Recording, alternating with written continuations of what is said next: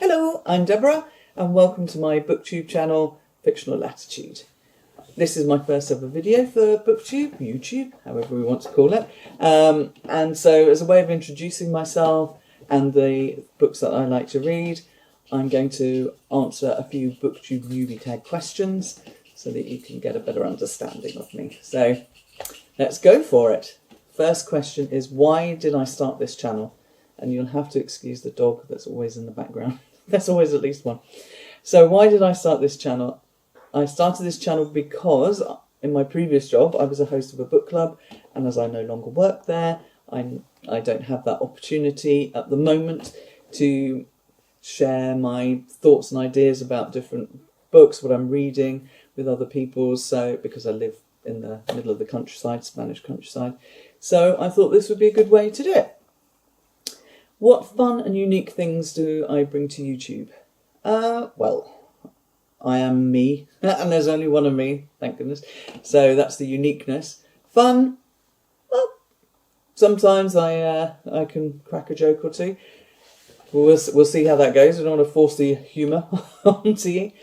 But I will be trying to bring a little bit of extra into the channel, so it won't just be the book of the month, what I've read, book hauls. There won't be many book hauls, to be honest, because I live in Spain, and so it's actually difficult to get books at a reasonable price in English here.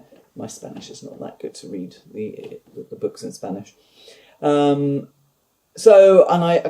I like to travel, I will take you with me on my travels as well to show you bookish things where I go.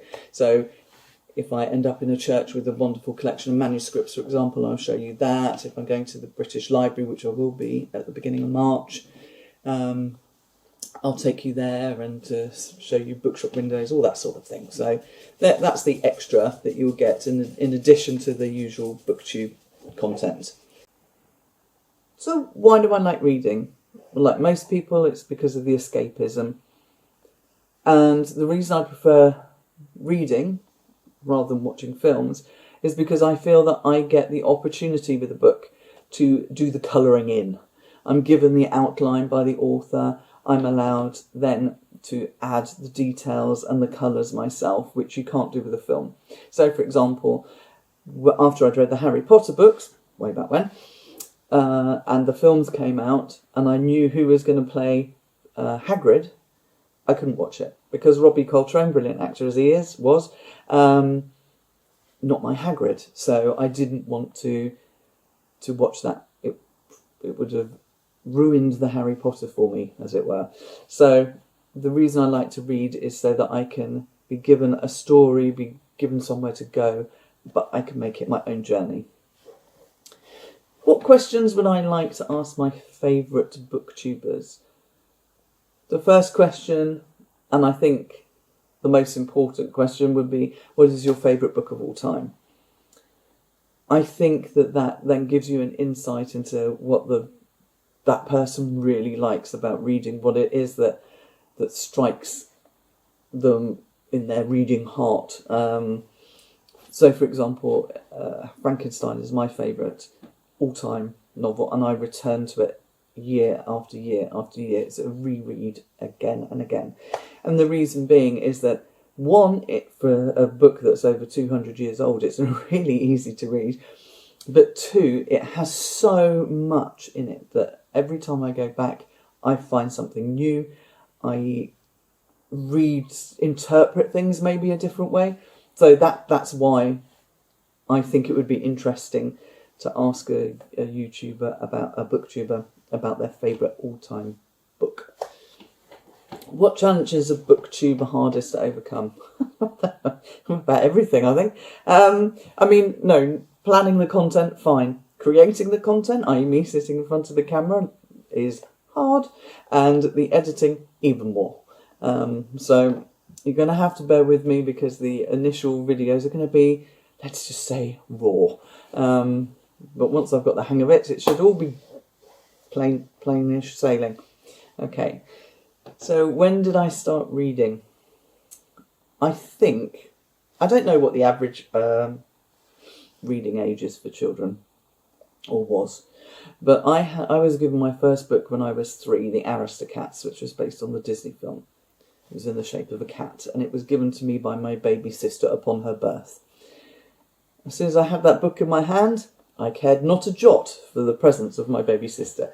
So clearly that was very important to me. My parents recognised that books are important to me even at that age, and so I'm going to say that. I mean, I can actually remember being given the book, so it's one of my earliest reading memories.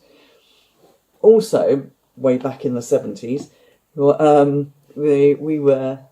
was a way to learn to read where you had a 7-inch single and an accompanying book. And so, like a podcast or an audio book now, but different. I don't know where I'm going with this. Anyway, so you would play the record and you had the little book to read along to. And you knew when to turn the page when Tinker Bell rang, a little bell like this. So I was doing that from a very early age. And yeah, so I would have been 3 then as well. So I'm going to say 3 is when I started reading. I've never stopped. Also, my great uncle, who was my godfather, he used to pick us up from school every Friday. And on the way home, we used to go via W.H. Smith's. And I bought a book every single week. I did not buy games. I did not buy stationery, though I was very sorely tempted by stationery. It was always a book. So it was Enid Blyton. I bought Enid Blyton, the famous 5, the Secret 7, the Mysteries of. I also bought things like the I Spy books, the I Spy Book of Stars or I Spy Book of Trees or whatever. So every single week I had a book. So I had quite a substantial library even as a youngster. So it's just something that's always been part of me. What kind of books do I like to read? I like a mixture of fiction and non-fiction. In the non-fiction, it's mainly travel and language. So I'm just interested in anything where people have gone somewhere and they're relating their tales, who they met along the way, what they found when they got there, how they felt about the whole process, the good, the bad and the ugly about travelling. And if there's anything to do with trains, then I particularly like that because that's my favourite way of getting around. In the fiction section, then I'm a big fan of cosy crimes and particularly Agatha Christie. And I have a bookcase dedicated to Agatha Christie solely. Unfortunately, it's not the whole collection of her books, and I will tell you that story tale in a minute. And I've moved on, obviously, with the later authors like Richard Osman, etc., on the cosy crime front. But I also like contemporary fiction, so I will read books from the long and short list of book prizes. And I tell you, it's easier probably to say what I don't read, and I don't read, apart from Frankenstein, science fiction, young adult, than Harry Potter, there's always an exception, or fantasy. There's no exception to the fantasy, just don't like it. But otherwise, if I find a book that I like, then I'll read it. Where do I like to read? Well, as I said, I live in the south of Spain, so I'm very fortunate in that I can spend most of the year in the garden. It's without my fingers freezing to the cover of the book. So that's where I do a lot of my reading. But also in here in my study, on the sofa, and of course if it's night time, tucked up in bed. If I'm travelling, then there will be a book in my hand when I'm on public transport. No, they're my main places to read.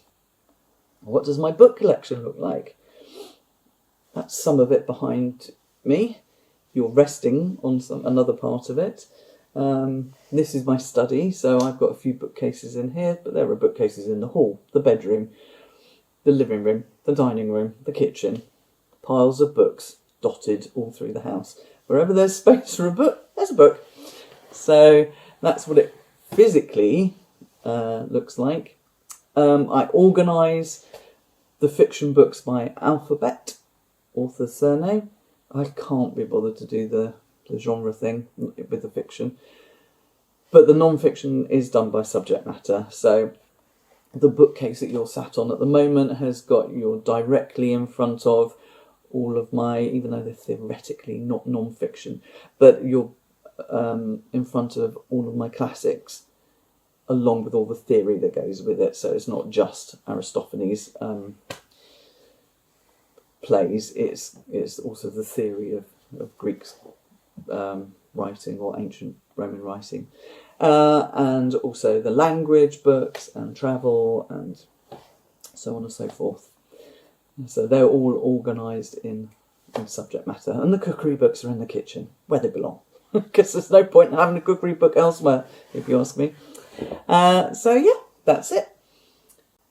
So if you're interested enough to want to come back and see another video, please hit the subscribe button.